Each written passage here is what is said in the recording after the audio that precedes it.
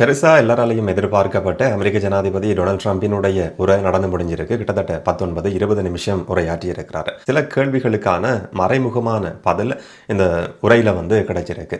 அமெரிக்க ஜனாதிபதி Donald Trump உரையாற்றினதுக்கு பிறகு சில முக்கியமான தாக்குதல்களும் பதிவாகியிருக்கு. இஸ்ரேல் மேல நடத்தப்பட்டிருக்கிற தாக்குதலும், மத்திய கிழக்கு நாடுகள் மேல நடத்தப்பட்டிருக்கிற தாக்குதலும், ஈரானுக்குள்ள இருக்கிற முக்கியமான கராஜ் என்று சொல்லப்படுற மிகப்பெரிய ஒரு நகரத்தின் மேல பாலம் உட்பட பல கட்டமைப்புகள் மேல நடத்தப்பட்டிருக்கிற தாக்குதல் சொல்லி பல சம்பவங்கள் பதிவாகி இருக்கு. ரஷ்ய ஜனாதிபதி விளாடிமிர் புட்டின் உட்பட சில தரப்புகள் சந்திச்சு கலந்துரையாடி இருக்கிற முக்கியமான பேச்சுவார்த்தைகளும் ட்ரம்பினுடைய உரைக்கு பிறகு நடந்திருக்கு. என்னெல்லாம் நடந்திருக்குன்றதை இன்னும் விளக்கமா தெளிவா இந்த வீடியோல பார்த்துடலாம். முதலாவது, அமெரிக்க ஜனாதிபதி டொனால்ட் ட்ரம்ப் உரையாற்ற போறார், என்ன சொல்லுவார்னு சொல்லி ஒட்டுமொத்த உலகமும் எதிர்பார்த்திருந்தது. இந்த போர் முடிவுக்கு வருமா, இல்லாட்டி அமெரிக்காவினுடைய தரைப்படையை ட்ரம்ப் களமிறக்க போறாரா, என்ன சொல்ல போறாருன்னு சொல்லி எல்லாருமே எதிர்பார்த்து காத்திருந்தோம்.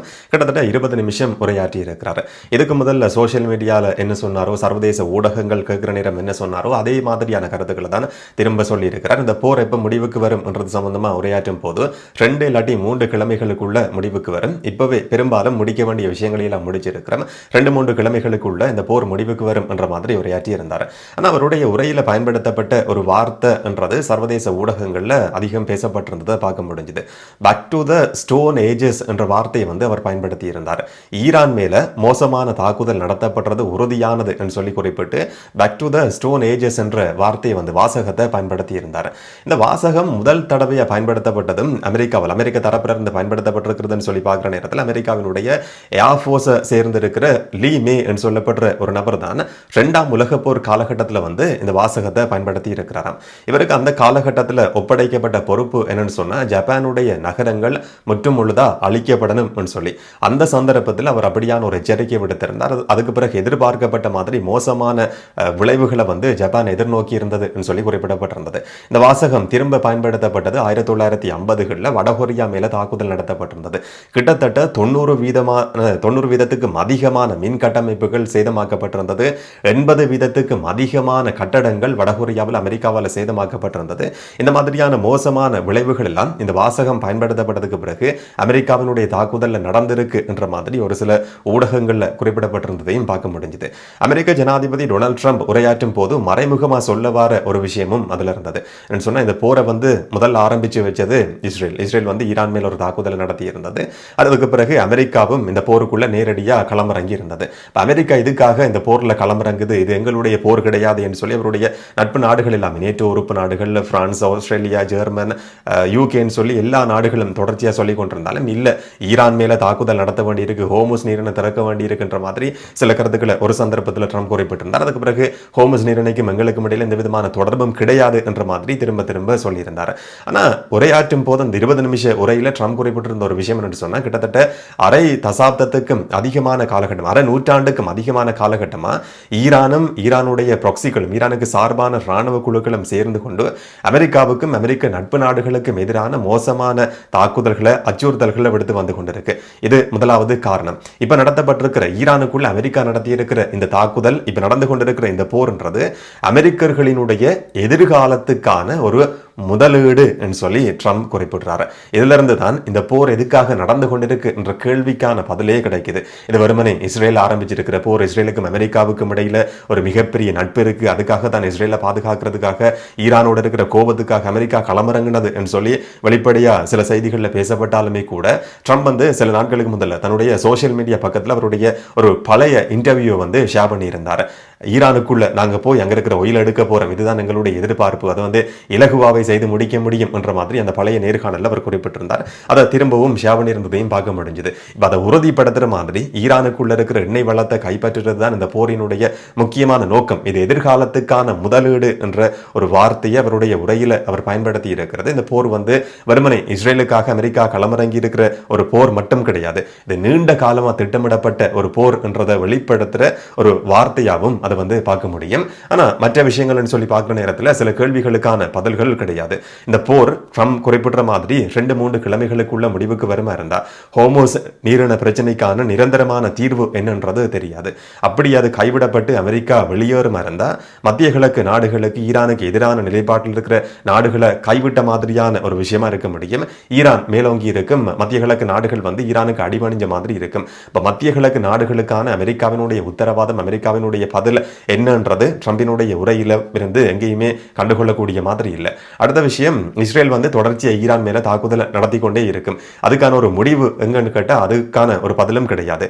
கிட்டத்தட்ட 400 கிலோகிராமுக்கும் அதிகமான என்ரிச் பண்ணப்பட்ட செறிவூட்டப்பட்ட யுரேனியம், அணு ஆயுதத்தை தயாரிக்கிறதுக்கு அந்த யுரேனியம் ஈரானுக்குள்ள இருக்குன்னு சொல்லி அமெரிக்கா ட்ரம்ப் வந்து தொடர்ச்சியா குற்றம் சாட்டி கொண்டிருக்கிறார். இந்த போர் முடிவுக்கு வருமா இருந்தா 400 கிலோகிராம் யுரேனியத்தையும் ஈரானுக்குள்ள இருந்து பெற்றுக்கொள்ளாம அங்கிருந்து வெளியேற்றாம இந்த போர் முடிவுக்கு வருமா இருந்தா திரும்பவும் ஒரு காலகட்டத்தில் ஒரு சில மாதங்களுக்கு பிறகு, ஒரு சில வருஷங்களுக்கு பிறகு அமெரிக்கா தாக்குதல் நடத்துறதுக்கு ஆரம்பிக்கும். திரும்பவும் அணு ஆயுதத்தை நோக்கி ஈரான் பயணிக்கிறதுக்கு ஆரம்பிச்சிருக்குன்னு சொல்லி குற்றம் சாட்டப்பட்டு திரும்ப ஒரு காலகட்டத்துக்கு பிறகு இந்த போர் வந்து ஆரம்பமாகும்.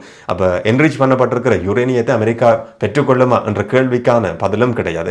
அமெரிக்க படைகள் நேரடியா ஈரானுக்குள்ள களமிறக்கப்படுமா என்ற கேள்விக்கான பதிலும் அமெரிக்க ஜனாதிபதி டொனால்ட் ட்ரம்பினுடைய உரையில எங்கேயுமே பார்க்கக்கூடிய மாதிரி இல்லை.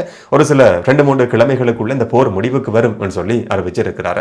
இன்னும் ஒரு பக்கம் ஈரானுடைய சபாநாயகர் பாகேர் குறிப்பிட்டிருந்தார், அமெரிக்க படைகள் களமிறங்குமா இருந்தார். இதுக்கு முதல்ல இப்ப போர் ஆரம்பிச்சதுக்கு பிறகு கிட்டத்தட்ட 7 மில்லியனுக்கும் அதிகமான சாதாரணமான பொதுமக்கள் தாங்களாவே சுய விருப்பத்தின் அடிப்படையில் வந்து ராணுவத்தோடு இணைஞ்சு கொண்டிருக்கிறாங்களாம்.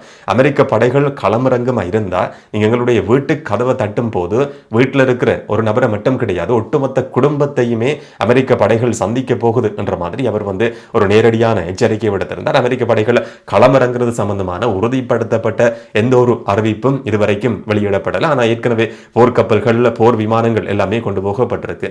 அமெரிக்க ஜனாதிபதி டொனால்ட் ட்ரம்பினுடைய இந்த 20 நிமிஷ உரைக்கு பிறகு சில சம்பவங்கள் பதிவாகியிருக்கு. ட்ரம்ப் உரையாற்றி முடிச்சு ஒரு சில நிமிஷங்கள் கடக்கிறதுக்குள்ள ஈரான்ல இருந்து மிசைல் தாக்குதல் இஸ்ரேல் நோக்கி நடத்தப்பட்டிருந்தது. இதுல பல கட்டடங்களுக்கு மோசமான சேதங்கள் ஏற்பட்டிருக்குன்னு சொல்லி இஸ்ரேல் ஊடகங்கள் குறிப்பிடுது. சிலர் வந்து காயமடைஞ்சிருக்கிறாங்க. வழக்கமா சொல்லப்படுற மாதிரி கட்டடங்களுக்கு சேதம், சிலர் காயமடைஞ்சிருக்கிறாங்கன்ற தகவல் மட்டும்தான் இஸ்ரேல் தரப்புல இருந்து உறுதி செய்யப்பட்டிருக்கு. அதுக்கு பிறகு இஸ்ரேல இருந்து ஈரான் மேல தாக்குதல் நடத்தப்பட்டிருந்தது.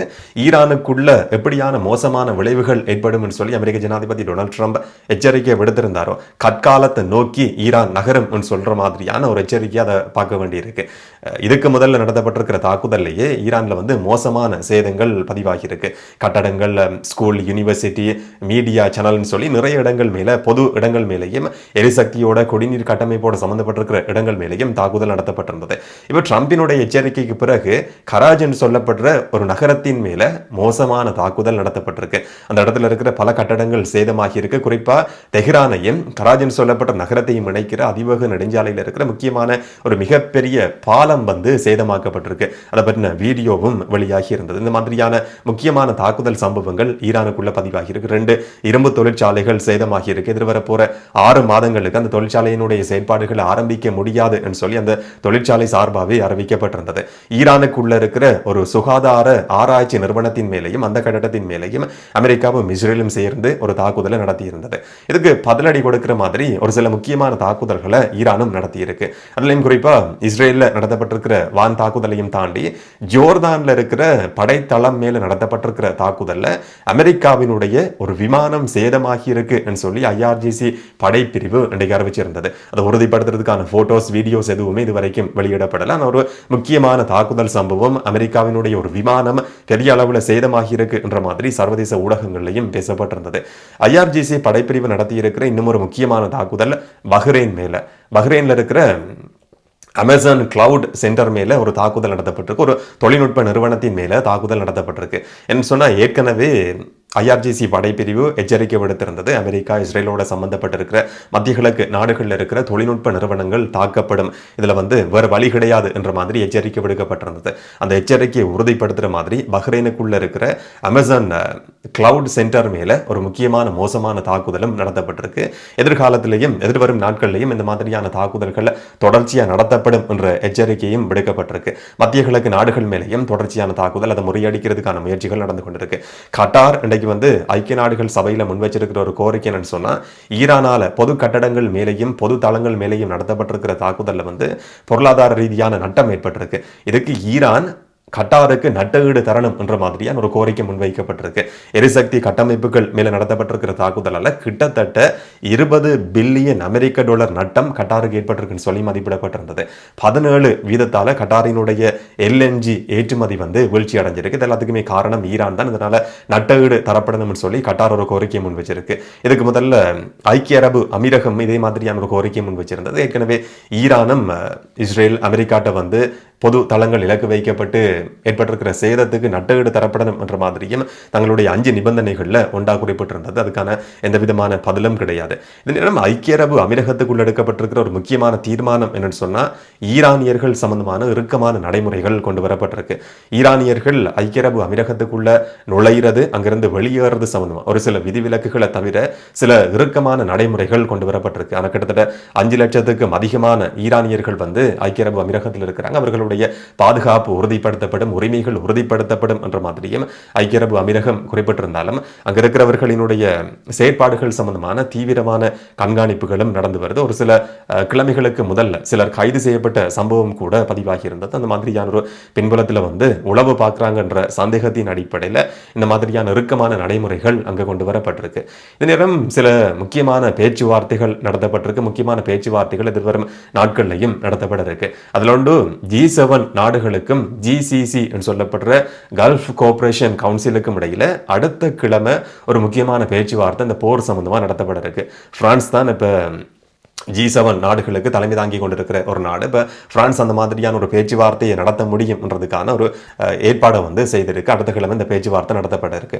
பிரான்ஸ் ஜனாதிபதி இமானுவேல் மேக்ரான் குறிப்பிட்டிருந்தார், இந்த அணுசக்தி சம்பந்தமான அணுவாயுதம் சம்பந்தமா ஈரான் செயல்பட்டு கொண்டிருக்குன்னு சொல்லி குற்றம் சாட்டி இந்த போர் ஆரம்பிக்கப்பட்டிருந்தாலும் இப்ப நடந்து கொண்டிருக்கிற போரால வந்து அந்த பிரச்சனைக்கு, அணுவாயுத பிரச்சனைக்கு ஒரு முடிவு காண முடியாது.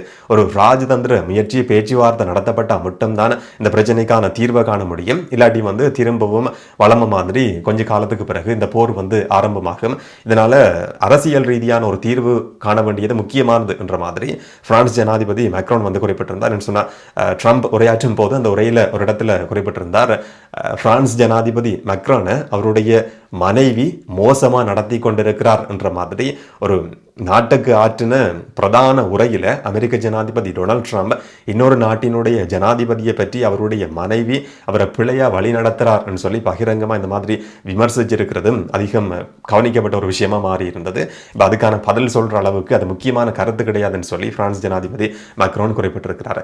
இன்னும் ஒரு பக்கம் இன்றைக்கு நடத்தப்பட்டிருக்கிற இன்னும் ஒரு முக்கியமான பேச்சுவார்த்தை என்னன்னு சொன்னா, பிரிட்டன் தலைமை தாங்கி நடத்தி இருக்கிற கிட்டத்தட்ட 30 நாடுகளினுடைய வெளிவிவகார அமைச்சர்கள் கலந்து கொண்டிருக்கிற ஆன்லைன் மூலமான ஒரு கூட்டம் நடத்தப்பட்டிருக்கு. ஹோமோஸ் நீரிண பிரச்சனைக்கு எப்படி தீர்வு காண முடியும், அரசியல் ரீதியாகவும் ராஜதந்திர ரீதியிலையும் எப்படி தீர்வு காண முடியும் என்றதை பற்றின ஒரு முக்கியமான பேச்சுவார்த்தை நடத்தப்பட்டிருக்கு. ஆனா அமெரிக்கா இதுல கலந்து கொள்ளல. அமெரிக்கா தலையிடாம பிரிட்டன் தலைமை தாங்கி நடத்தி இருக்கிற ஒரு முக்கியமான பேச்சுவார்த்தையை அது மாறி இருந்தது என்று சொன்னால், ட்ரம்ப் உரையாற்றும் போதும் குறிப்பிட்டிருந்தார், ஹோமோஸ் நீரிணையை வந்து அமெரிக்கா பயன்படுத்துறதே கிடையாது. இதை பயன்படுத்துகிற நாடுகள் உங்களுக்கு தேவையா இருந்தால் நீங்களாவே இந்த பிரச்சனைக்கு தீர்வு காணுங்க என்ற மாதிரி அவர் குறிப்பிட்டிருந்தார். அப்படியான ஒரு பின்புலத்தில் அமெரிக்காவை சேர்க்காம பிரிட்டன் வந்து இந்த மாதிரியான ஒரு முக்கியமான பேச்சுவார்த்தையை நடத்தி இருக்கு. இன்னும் ஒரு பக்கம் ரஷ்ய ஜனாதிபதி விளாடிமிர் புட்டினுக்கும் சவுதி அரேபியாவினுடைய இளவரசர் முகமது பின் சல்மானுக்கும் இடையிலேயும் ஒரு முக்கியமான பேச்சுவார்த்தை நடத்தப்பட்டிருக்கு. ஹோமோஸ் நீரிண பிரச்சனை சம்பந்தமாகவும் எரிபொருள் நெருக்கடி சம்பந்தமாகவும் 2 நாட்டு தலைவர்களும் வந்து எப்படி அரசியல் ரீதியான ஒரு தீர்வை காண்றது என்றதை பற்றி பேச்சுவார்த்தை நடத்தி இருக்கிறாங்கன்னு சொல்லி 2 தரப்புல இருந்தும் அது உறுதி செய்யப்பட்டிருந்தது. சில நாட்களுக்கு முதல்ல யுக்ரைன் ஜனாதிபதி வோலடிமிர் ஜெலன்ஸ்கிக்கும் மத்திய கிழக்கு நாடுகளுக்கும் இடையிலேயும் பாதுகாப்பு சம்பந்தப்பட்ட ஒரு உடன்படிக்கை கைச்சாத்திடப்பட்டிருந்தது. சவுதி, கட்டார், ஐக்கிய அரபு அமீரகம் இந்த நாடுகளோட ஜெலன்ஸ்கி வந்து பாதுகாப்பு உடன்படிக்கையில கைச்சாத்திட்டிருந்தார். அதனுடைய முக்கியமான நோக்கம் என்னன்னு சொன்னா, ஈரானுடைய ட்ரோன்களை எப்படி எதிர்கொள்றது என்றது சம்பந்தமானது. ஈரான் ட்ரோன்களுக்கான குறைவான விலையில தயாரிக்கப்படுற ட்ரோன்களுக்கான தொழில்நுட்ப உதவிகளை செய்யறது ரஷ்யாவோட உதவிகளை பெற்றுக்கொண்டு ட்ரோன்களை வந்து ஈரான் தயாரிக்குது. அந்த ட்ரோன்கள் ரஷ்யாவாலையும் பயன்படுத்தப்படுது. 2 நாடுகளும் சேர்ந்து தயாரிக்கிற குறைவான விலையில் தயாரிக்கப்படுற ட்ரோன்கள். அதை சுட்டு வீழ்த்துறதுக்கான அனுபவம் வந்து எங்கள்கிட்ட ஏற்கனவே இருக்குன்னு சொல்லி யுக்ரைன் குறிப்பிட்டதுக்கு பிறகு யுக்ரைனுடைய பாதுகாப்பு நிபுணர்கள் வந்து மத்திய கிழக்கு நாடுகளுக்கு பயணம் செய்திருந்தாங்க. அந்த அடிப்படையில் யுக்ரைனுக்கும் மத்திய கிழக்கு நாடுகளுக்கு இடையிலேயும் ஒரு பாதுகாப்பு உடன்படிக்கை கைச்சாத்திடப்பட்டிருந்தது. இந்த மாதிரியான ஒரு பின்புலத்தில் தான் ரஷ்ய ஜனாதிபதி புட்டினுக்கும் முகமது பின் சல்மானுக்கு இடையிலேயும் இந்த மாதிரியான ஒரு பேச்சுவார்த்தை நடத்தப்பட்டிருக்கு. அப்போ ரஷ்யா வந்து இதில் எப்படியாவது தலையீடு செய்து இந்த போரை முடிவுக்கு கொண்டு வரணும் என்ற மாதிரி அமெரிக்காவோட நெருக்கமாக செயற்பட்டு கொண்டிருக்கிற சவுதி அரேபியாவும் ரஷ்யாட்ட ஒரு கோரிக்கையை முன் வச்சிருக்கு. இன்னும் ஒரு பக்கம் சைனா இதில் எப்படியாவது தலையீடு செய்யணும்னு சொல்லி ஜெர்மனுடைய வெளிவிவகார அமைச்சர் வந்து சைனாட்ட ஒரு கோரிக்கையை முன் வச்சிருக்கிறார். நீங்கள் ஈரானோட நெருக்கமாக செயற்பட்டு கொண்டிருக்கிற ஒரு நாடு, இதனால் எப்படியாவது பேச்சுவார்த்தை நடத்தி இந்த போரை முடிவுக்கு கொண்டு வாங்க என்ற மாதிரி ஒரு கோரிக்கை முன்வைக்கப்பட்டிருக்கு. பொதுவாக பார்க்குற நேரத்தில் வந்து ஈரான் நெருக்கமான நட்பு நாடுகள் தான் ரஷ்யாவும் சைனாவும். இந்த 2 நாடுகளும் சேர்ந்து இந்த போரை முடிவுக்கு கொண்டு வரணும் என்ற மாதிரியான கோரிக்கைகள் தொடர்ச்சியாக முன்வைக்கப்பட்டு வருது. இன்னும் சொல்ல போனால் அமெரிக்காவுக்கு எதிரான 2 நாடுகள் சேர்ந்து இந்த போரை முடிவுக்கு கொண்டு வர்றதுக்கான கோரிக்கைகள் வந்து தொடர்ச்சியாக முன்வைக்கப்பட்டு வருது. ஆனால் இந்த போர் முடிவுக்கு வருமா, பேச்சுவார்த்தைகள் என்ன நடக்கும், ஈரான் அப்படி இந்த போர் முடிவுக்கு வந்தாலும் ஈரான் அதை உடனடியாக ஏற்றுக்கொள்ளுமா என்றதும் இதுக்கு பின்னால் இருக்கிற ஒரு முக்கியமான கேள்வி. என்ன சொன்னால் அமெரிக்கா வந்து 2-3 கிழமைகளுக்குள்ள இந்த போர் முடிவுக்கு வருது. தாக்க வேண்டிய இடங்களையெல்லாம் தாக்கி இருக்கிறோம், நாங்கள் வெளியேறோம் சொல்லி தோல்வியோட வெளியேறி போனாலும் சில நேரங்களில் வந்து ஈரான் அதை விரும்பாது என்ற மாதிரியும் ஒரு சில ஊடகங்கள் குறிப்பிட்டிருந்தது. என்ன சொன்னால் ஒரு சில காரணங்களை முன் வச்சு திரும்ப ஒரு சில மாதங்களுக்கு பிறகு இல்லாட்டி இன்னும் ஒரு சில வருஷங்களுக்கு பிறகு இதே மாதிரி அமெரிக்கா ஒரு தாக்குதலை ஈரான் மேலே நடத்த முடியும். இப்போ திரும்ப திரும்ப இந்த மாதிரியான தாக்குதல்கள் நடத்தப்படக்கூடாத ஒரு கடைசி உத்தரவாதம் கிடைக்கும் வரைக்கும் இப்போ நடத்தப்படுற ஈரானுடைய மத்திய கிழக்கு நாடுகளில் இருக்கிற அமெரிக்க தளங்கள் மேலே நடத்தப்படுற தாக்குதலை ஈரான் கடைசி வரைக்கும் கைவிடாது. அமெரிக்கா வெளியேறினாலும் கூட ஒரு கடைசி உத்தரவாதம் கொடுக்கப்படும் வரைக்கும் ஈரானுடைய தாக்குதல்கள் தொடர்ச்சியாக நடத்தப்படலாம் என்ற மாதிரியும் சர்வதேச ஊடகங்கள் குறிப்பிட்டிருந்ததை பார்க்க முடிஞ்சது. என்ன நடக்க போகுது என்றதை நாங்கள் பொறுத்திருந்து பார்க்கலாம். இதை பற்றி நீங்கள் என்ன நினைக்கிறீங்கன்றதை கமெண்ட்ல சொல்லுங்கள். இன்னும் ஒரு வீடியோவில் இன்னும் ஒரு தகவலோட சந்திக்கலாம். வணக்கம்.